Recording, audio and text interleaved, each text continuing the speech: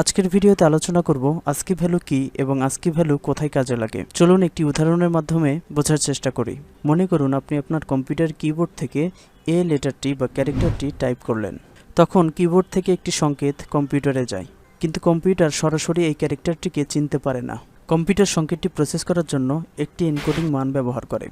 যেমন এ এর এনকোডিং মান হচ্ছে, ডেসিমালে যদি আমরা দেখি সেটা হচ্ছে 65 এবং 65 বাইনারিতে কনভার্ট করলে আমরা এই সংখ্যাটি পাই। এখন প্রশ্ন হলো এনকোডিং কী জিনিস? এনকোডিং হচ্ছে কোনো ক্যারেক্টারকে সংখ্যার মাধ্যমে প্রকাশ করা। যেমন আমরা দেখতে পাচ্ছি যে এই ক্যারেক্টারটিকে আমরা সংখ্যার মাধ্যমে প্রকাশ করেছি। এরকম প্রতিটি ক্যারেক্টারের জন্য আলাদা আলাদা বা ইউনিক সংখ্যা রয়েছে। এই সংখ্যাগুলোকেই মূলত বলা হয় আস্কি ভ্যালু। আস্কি ভ্যালুর পূর্ণরূপ হচ্ছে American standard code for information interchange. ASCII হলো একটি এনকোডিং স্ট্যান্ডার্ড যা সাধারণত একটি ক্যারেক্টারকে 1 বাইট বা 8 বিটের বাইনারি সংখ্যার মাধ্যমে প্রকাশ করে। এখন প্রশ্ন হলো কেন ক্যারেক্টারকে সংখ্যার মাধ্যমে প্রকাশ করা হয়? এর উত্তর হলো কম্পিউটার সংখ্যা ছাড়া বা 0 এবং 1 ছাড়া অন্য কোনো কিছুই বোঝে না। তার মানে ক্যারেক্টার কি জিনিস সেটা কম্পিউটার জানে না। এজন্য বিজ্ঞানীরা প্রতিটি ক্যারেক্টারের জন্য একটি সংখ্যা নির্ধারণ করে দিয়েছে। যখন আমরা কম্পিউটারে কোনো ক্যারেক্টার টাইপ করি তখন ওই ক্যারেক্টারের জন্য যেই সংখ্যাটি নির্ধারণ করা আছে কম্পিউটার সেই সংখ্যা দ্বারা বোঝে কোন ক্যারেক্টারটি টাইপ করা হয়েছে এবং সেই ক্যারেক্টারটি কম্পিউটারের স্ক্রিনে শো করে। এখানে আমরা শুধুমাত্র এর জন্য আস্কি ভ্যালু দেখতে পাচ্ছি। এরকম প্রতিটি ক্যারেক্টারের জন্যই আস্কি ভ্যালু নিয়ে একটি আস্কি টেবিল তৈরি করা হয়েছে। চলুন সেই টেবিলটা দেখে আসি।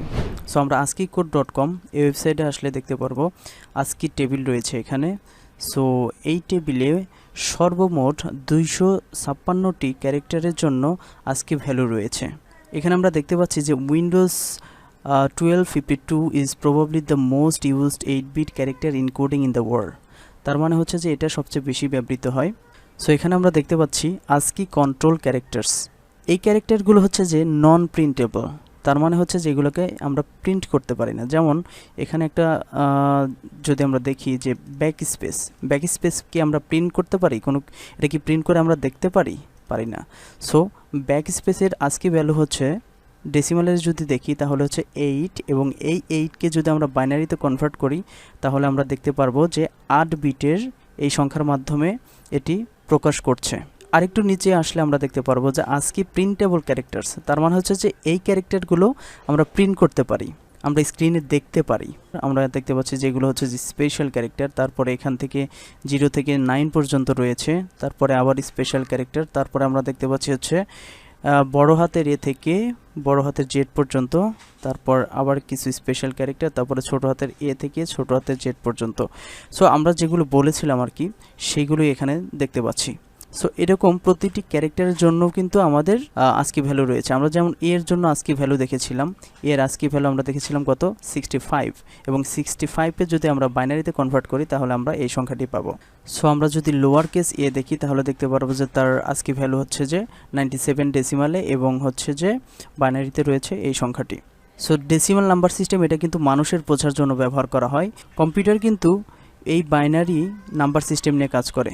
সো আপনি যখন ছোট হাতের এ লিখবেন তখন কিন্তু কম্পিউটার এর মানে বুঝবে হচ্ছে যে এই বাইনারি সংখ্যাটি। সো আমরা দেখতে পারবো যে 0 থেকে 255 পর্যন্ত মোট 256টি ক্যারেক্টার রয়েছে। কেন 256 পর্যন্ত?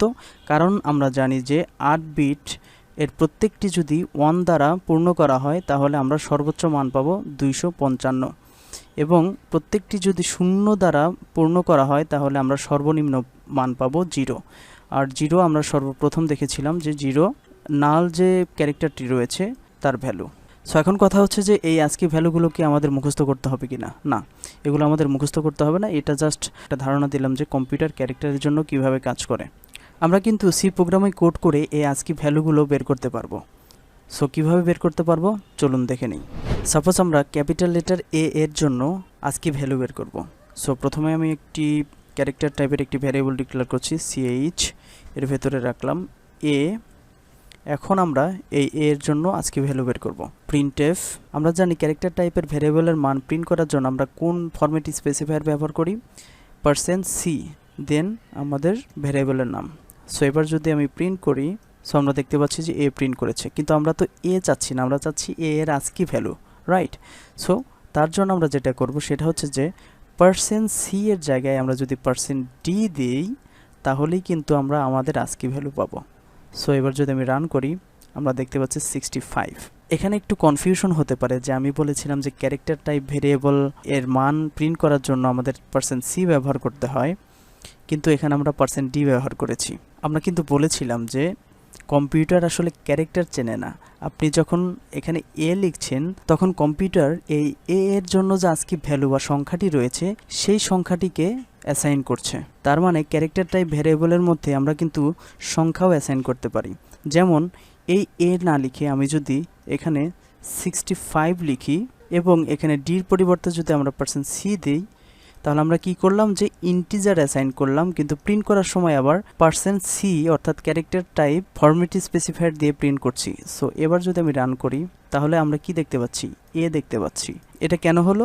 আপনি যখনই 65 একটা ক্যারেক্টার টাইপ ভেরিয়েবলের মধ্যে অ্যাসাইন করলেন তখন কম্পিউটার ASCII টেবিলের দিকে তাকাবে এবং দেখবে এই 65 এর জন্য কোনো ক্যারেক্টার আছে কিনা। সে খুঁজে পেল যে 65 এর জন্য এ ক্যারেক্টারটি রয়েছে, তখন সে কী করলো, এই এ ক্যারেক্টারটি এখানে প্রিন্ট করলো। এখন এই ক্যারেক্টার টাইপ ভেরিয়েবলের মধ্যে আমরা কত বড় সংখ্যা রাখতে পারি? আচ্ছা, আমরা যদি 256 এটা রাখি তাহলে কি এটা প্রিন্ট করতে পারবে? দেখা যাক।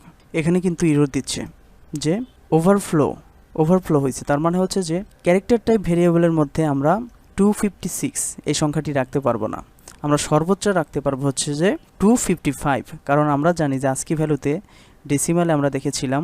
আমরা যদি একটি টেবিলে যাই তাহলে আমরা দেখতে পারবো যে সর্বোচ্চ ভ্যালু হচ্ছে যে 255। সো আমরা যদি 255 দিয়ে প্রিন্ট করার চেষ্টা করি তাহলে আমরা কি দেখতে পাই? সো এখানে আমরা দেখতে পাচ্ছি কিছু একটা প্রিন্ট করেছে, কিন্তু আমরা দেখতে পাচ্ছি না, কারণ আমাদের সিস্টেম হয়তো ক্যারেক্টারটিকে সাপোর্ট করে না। সাপোজ আমাদের সিস্টেম সাপোর্ট করে এরকম একটা ক্যারেক্টার যদি আমরা প্রিন্ট দেই, সাপোজ আমরা W প্রিন্ট করতে চাই তাহলে 119, রাইট। এবার যদি আমি প্রিন্ট করি সো আমরা দেখতে পাচ্ছি W প্রিন্ট করেছে। এরকমভাবে আপনি এই টেবিলের প্রত্যেকটি ক্যারেক্টার কিন্তু এভাবে প্রিন্ট করে করে দেখতে পারেন। এবার আপনাদের জন্য একটি কাজ, সেটা হচ্ছে যে এখানে আপনারা বড় হাতের এ দিবেন, কিন্তু প্রিন্ট করতে হবে ছোট হাতের এ। আপনাদের কিন্তু এই সেম ভেরিয়েবলের মানই প্রিন্ট করতে হবে, কিন্তু প্রিন্ট করার সময় প্রিন্ট করবে কি ছোট হাতের এ, এবং %c দিয়ে প্রিন্ট করবেন যেন অবশ্যই ক্যারেক্টার প্রিন্ট হয়। তার মানে এখানে এই দুইটা লাইনের মধ্যে কিছু একটা করতে হবে। কি করতে হবে সেটা ভিডিওটা পজ করে একটু চিন্তা করুন, একটু ভাবুন, দেন প্র্যাকটিস করুন। কিছুক্ষণ পর আমার সাথে মিলিয়ে নিন। সো আমরা বলেছি কি যে বড় হাতের এ থাকবে, কিন্তু আমরা প্রিন্ট করব ছোট হাতের এ। এবার যদি আমরা একটু ASCII টেবিলের দিকে তাকাই তাহলে আমরা দেখতে পারবো যে ছোট হাতের এর ASCII ভ্যালু হচ্ছে 97 এবং বড় হাতের এর ASCII ভ্যালু হচ্ছে 65। সো এটা আমরা প্রোগ্রামে একটু লিখে নিচ্ছি একটা কমেন্টের মাধ্যমে। তাহলে এই দুইটার মাঝে ডিফারেন্সটা কত? 97 এর মধ্যে থেকে 65 বাদ দিলে 32। সো তার মানে হচ্ছে যে আপনি যদি এই বড় হাতের এর যে ASCII ভ্যালু আছে এর সাথে 32 এটা যোগ করে দেন তাহলে কত আসে? 97, এবং 97ই কিন্তু ছোট হাতের এর ASCII ভ্যালু। সো আপনি যদি জাস্ট CH এর সাথে প্লাস 32 দিয়ে দেন তাহলেই কিন্তু হয়ে যাবে। সো এখন যদি আমি প্রিন্ট করি দেখবেন ছোট হাতের এ প্রিন্ট করছে। বিষয়টি আরও সহজভাবে বোঝার চেষ্টা করুন। সেটা হচ্ছে যে আমরা যখন বড় হাতের এই এ এখানে ডিক্লেয়ার করলাম, কম্পিউটার সেটাকে আসলে কি ভেবে নেয়, সেটাকে কিন্তু এর ASCII ভ্যালু কত? 65। এখানে তাহলে CH এর মান কত হবে? 65 প্লাস 32 তাহলে কত হচ্ছে? 97। সো 97 যখন আপনি এখানে মূলত হচ্ছে যে এটা ক্যালকুলেশন করলে আসে 97। যখন এই 97কে আপনি এই %c দিয়ে প্রিন্ট করবেন তখন সেটা কি প্রিন্ট হবে? এ প্রিন্ট হবে। সো বোঝা গেল যে কিভাবে বড় হাতের এ থেকে ছোট হাতের এ আসলো। সো আশা করি বুঝতে পেরেছেন। এখানে যদি আপনি বড় হাতের বি দেন তাহলে কিন্তু ছোট হাতের বি প্রিন্ট করবে। এভাবে এ থেকে জেড পর্যন্ত প্রতিটি লেটার বড় হাতের লিখলে এখানে ছোট হাতের লেটার প্রিন্ট করবে, কারণ হচ্ছে যে ডিফারেন্স সবসময় 32। আশা করি বুঝতে পেরেছেন।